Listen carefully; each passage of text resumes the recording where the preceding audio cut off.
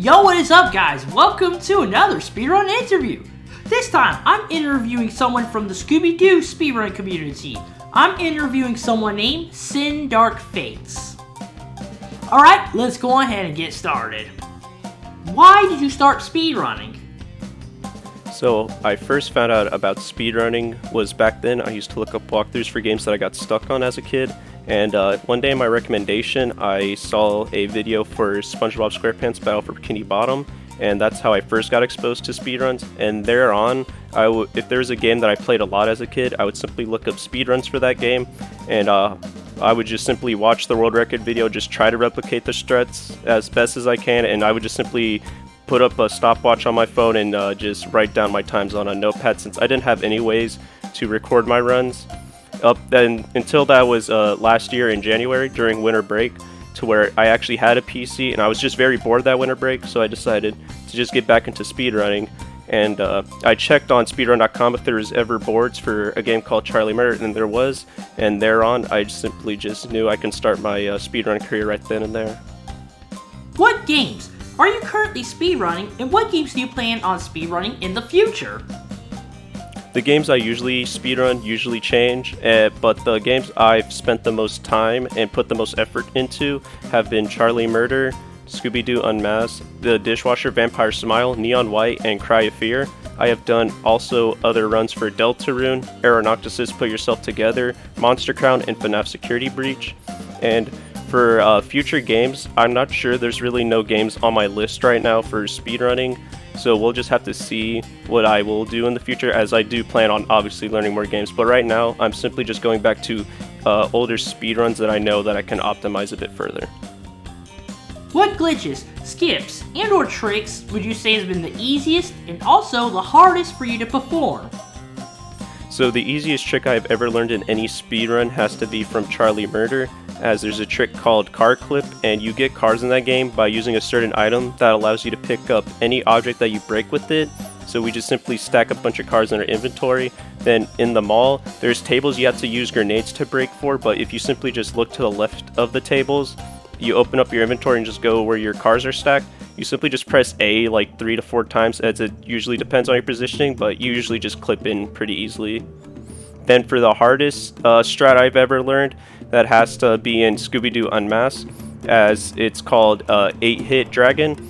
And Dragon's already a very precise boss fight in that game. You have to be very precise with like how you position and how you time your Kung Fu blast. But 8-hit is just way more precise than just like the normal strats that we go for in cycles, as pretty much if you mess up like the slightest timing, or you're like literally off by like certain pixels, that dragon will not go in the right path that you need it to, and you won't get 8-hit. So that easily has to be the hardest strat I have ever learned in any speedrun. What games were you shocked to see other speedrun? So a game that surprised me has a speedrun for is Guitar Hero 3 Legends of Rock, as I do play a lot of rhythm games, as I did spend a lot of time on that game in my childhood. And one day on YouTube, I see one of the GH3 YouTubers upload a speedrun of that game, and it made me question if people actually do speedrun it for it. So I looked up the boards, and there's actually like a decent amount of runs. Then I just made me question even more, because in a rhythm game speedrun, like what's like the difference between first and second place runs besides like maybe menuing, since if you think about it, every song just plays the exact same speed, as you can't really increase on how fast a song lasts in Guitar Hero 3. So I'm wondering like what's the actual time save in like those runs. And another game that actually surprised me has a speedrun is Subway Surfers, as it's an endless runner. So I don't understand how you like come up with categories for that game without making it very arbitrary. What is your biggest goal for speedrunning?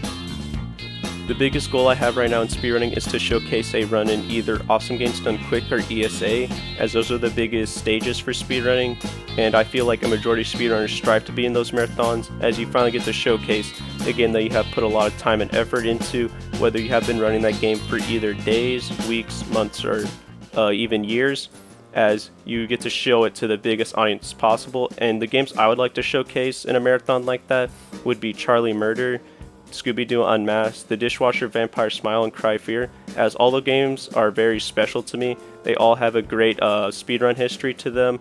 They're very fun to watch in a speedrun, and I'm also just very passionate about those games.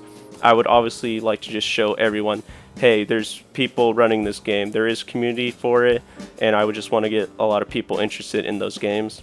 Another goal I do have for speedrunning, and it's a goal I always strive for any game I do speedruns for, is to just show the fullest potential of that game, as whether I do it or someone else does it. I want to either inspire myself or inspire others to just show the limits of a game, as there's easily thousands of speedruns that obviously haven't reached their maximum potential, and I obviously want to make sure I can showcase that potential to everyone and obviously inspire others to help their speed games reach the highest potential that it can. Alright, that is it for this interview, everybody. And thanks again, Sin, for being a part of my series. I was pretty happy to finally have a Scooby Doo speedrunner on the channel. I've been trying to get someone from the Scooby Doo speedrun community in this series for quite a while, so thank you. Okay, that's it for today. If you enjoyed this interview, speedrun hit that like button as fast as possible. And if you want to see more speedrun related content, then glitch that subscribe button, turning it gray.